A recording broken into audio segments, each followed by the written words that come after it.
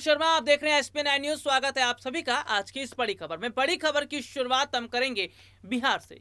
क्या वाकई बिहार में टूट जाएगा बीजेपी और जेडीयू का गठबंधन? और बिहार में बीजेपी और जेडीयू का गठबंधन टूट जाता है तो क्या सबसे बड़ा नुकसान अब बीजेपी को उठाना पड़ेगा? बिहार में काफी समय से सियासी उठापटक देखने को मिल ही रही थी।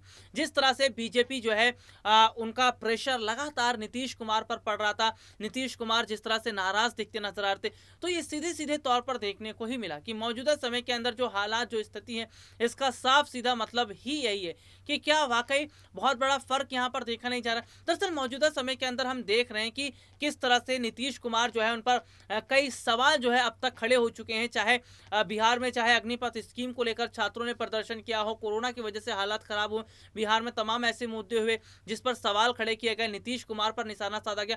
तो ऐसे में अब देखा जा रहा है कि सबसे बड़ा जो नुकसान है वो बिहार में किसको उठाना पड़ रहा है?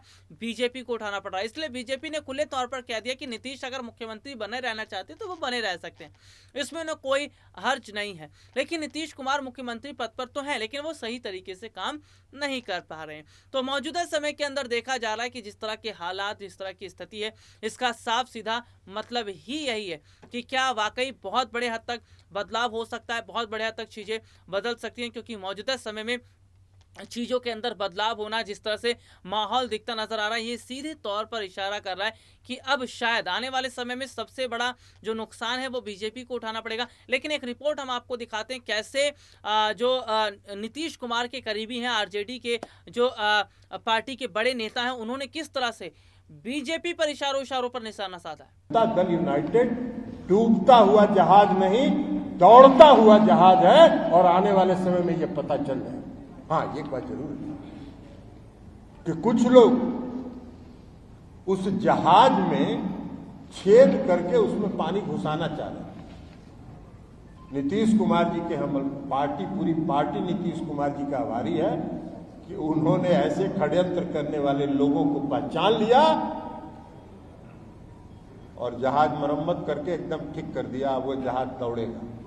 लेकिन जहाज में जब पानी घुसता है तो कौन भागता है? सबसे पहले कौन भागता है? ये भागता है। तो जो सत्ता के साथी हैं, जो संघर्ष के साथी नहीं है, सत्ता अगर उनके हाथ से चला गया तो स्वाभाविक है उनकी बौखलाहट।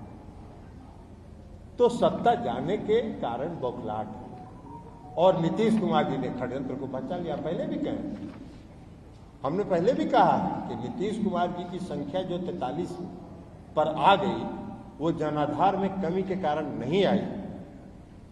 नीतीश कुमार जी के खिलाफ षड्यंत्र हुआ, साजिश हुई और उस साजिश का परिणाम है 43 पर पहुंचना। और उस षड्यंत्र के प्रति अब हम सब लोग नीतीश कुमार जी के नेतृत्व में सतर्क हैं। कोई षड्यंत्र यहां चलने वाला नहीं है। एक मॉडल इस्तेमाल किया गया था 2020 के विधानसभा के चुनाव में, चिराग मॉडल, और दूसरा चिराग मॉडल तैयार किया जा रहा था। लेकिन कभी अगर होगा आगे तब बताएंगे कि षड्यंत्र कहां हुआ और कैसे। तो ये रिपोर्ट आपने देखी जिसमें हमने आपको विस्तार से दिखाया। दरअसल सीधे तौर पर देखा जा रहा है कि नीतीश कुमार अभी चुप हैं। आरजेडी के तमाम नेता, पार्टी के जो लोग हैं वो चुप है। उनका कहना है कि अगर हमारा वक्त आएगा तो हम भी काला चिट्ठा खोल देंगे, क्योंकि वो बात जानते हैं कि बीजेपी ने किस तरह से बिहार चुनाव जीतने का काम किया। अब देखना होगा कि क्या मुश्किलें बीजेपी की वाकई बढ़ने वाली हैं। आज के लिए इतना ही। आपसे फिर दोबारा मुलाकात होगी, तब तक के लिए इजाजत दीजिए। नमस्कार।